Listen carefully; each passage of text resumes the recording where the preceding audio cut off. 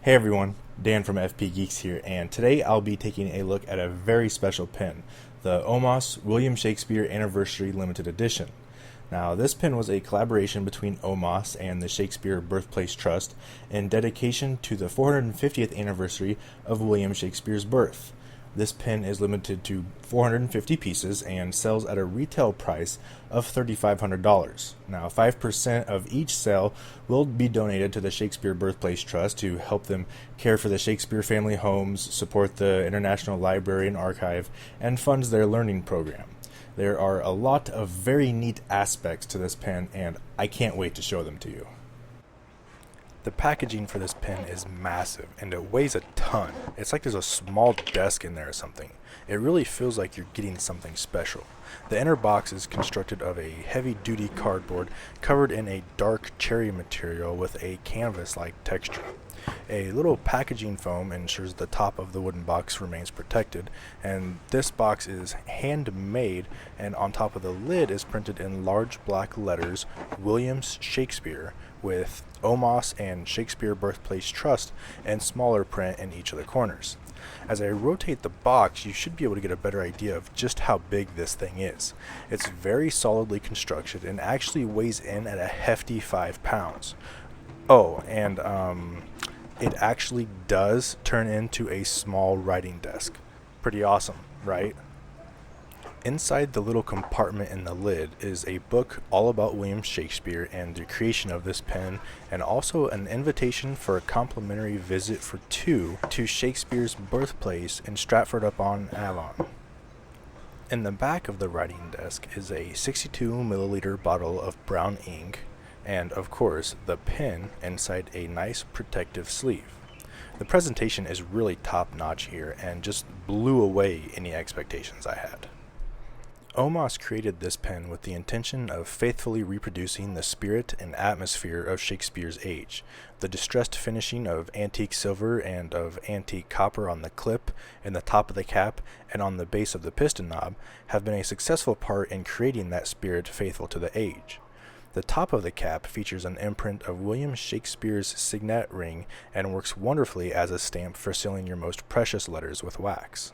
The clip, made from copper with an antique finish, is decorated with a quill, the writing instrument Shakespeare would have shaped and sharpened himself, translating onto paper his literary genius.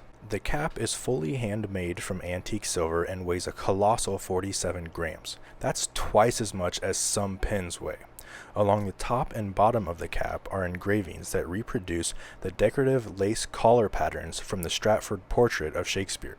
Coming into view is a reproduction of the Dreshout engraving of Shakespeare from the first folio.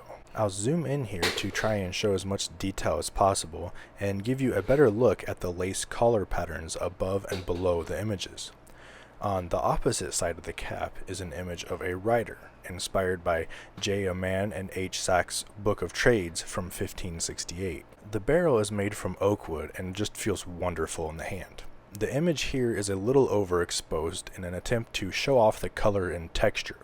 Please note that the darker color you see in the other frames of this video is a more accurate representation.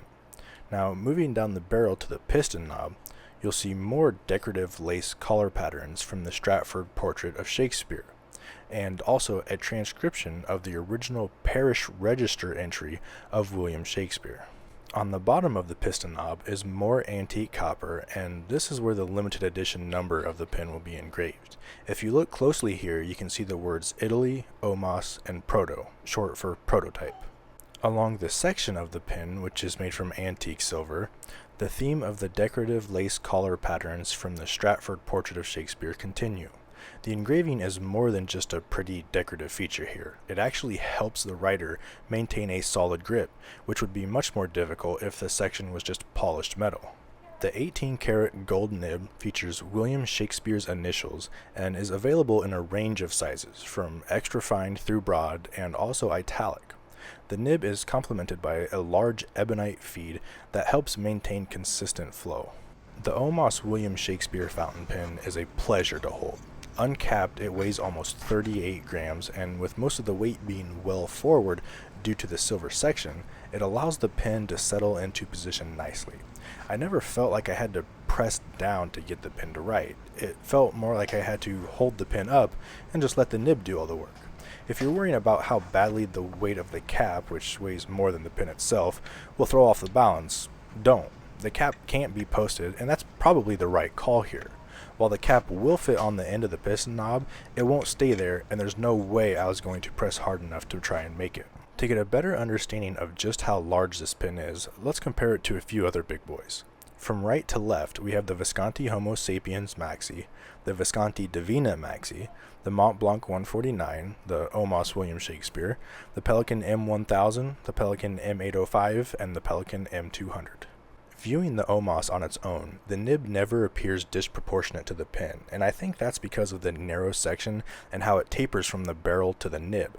When seeing it next to pens such as the M1000 and the 149, it starts to make you wonder what this pen would look like with a larger nib in it. It's not that I feel that the size of the nib is inadequate. Far from it, actually. I'm just always a fan of bigger, bolder nibs.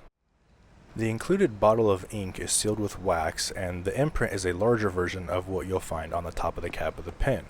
An unsealed bottle will actually look more like this, and not what you see on the bottle I'm using.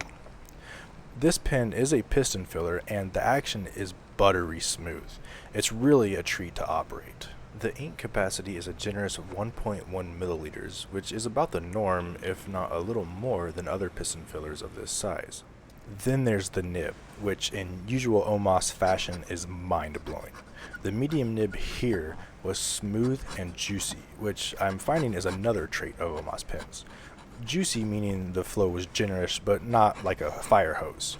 You do want to make sure you're using good fountain pen paper though, as feathering and bleed through can become an issue with this heavy of flow. The nib is capable of some wonderful flex too. It's soft but responsive. Unfortunately, the feed just isn't built to handle this kind of writing, and after about 3 to 4 sentences of fat flexed writing, it'll start to railroad. The flex should be used selectively and not pushed to the max at all times. That's just not what this pen was intended for. During regular writing, however, I never had an issue with this pen. Flow was consistent and I never experienced any hard starts or skips. Picking the pen up after a few days of not being used resulted in immediate ink flow once the nib hit the paper. I really have no complaints about the performance of this pen. So that is the Omas William Shakespeare Anniversary Limited Edition fountain pen. It's a very neat pen with a lot of meaning in it. It's a work of art. It's a work of art that's also a pen and can be used every day. Now, I've really enjoyed my time with this pen, and I've got to thank Kenro Industries for loaning it to me. And I'm interested in hearing your thoughts on this pen, and if you had $2,800 to spend on a pen or pens, what would it be? Leave a comment below and let me know. And hit that like button if you enjoyed this video. See you next time.